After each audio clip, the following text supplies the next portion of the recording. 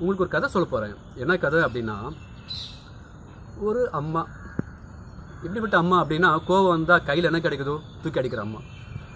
அவங்களுக்கு ஒரு வாழ்த்தனமான, அதாவது சின்சான் மாதிரி ஒரு பையன். ஒரு நாள் பயங்கரமான வாழ்த்தனம், பொறுக்க முடியல அம்மாவால். என்ன பண்ணாங்க, கையில் தேடுறாங்க என்ன பொருள் எடுத்து அடிக்கலாம் அப்படின்ட்டு. அப்போது கையில் ஒரு உருட்டுக்கட்டை மாட்டுது.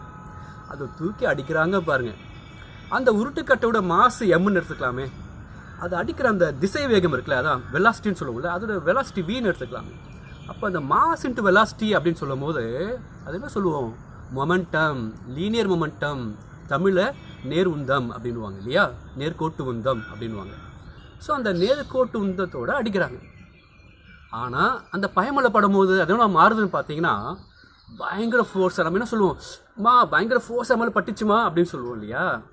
அப்போ அந்த மொமெண்டம் சொன்ன ஒரு வார்த்தை எப்படி ஃபோர்ஸாக மாறிச்சு தெரிஞ்சுக்கணும்ல. அப்போ இங்கேருந்து அந்த பாயிண்டை ரீச் பண்ணும்போது அவங்கள பட்ட உடனே தான் அது ஃபோர்ஸாக மாறி இருக்கு. அப்போ அந்த மாஸ் இன்ட்டு வெலாசிட்டி எப்படி எஃப்ஆ மாறிச்சுன்னு பார்த்தீங்கன்னா, டைமை பேஸ் பண்ணி இங்கேருந்து அங்கே போகும்போது ஒவ்வொரு இடத்துலையுமே அந்த டைமை பொறுத்து மாஸ் வெலாசிட்டியும் மாறிக்கிட்டே இருந்திருக்கு.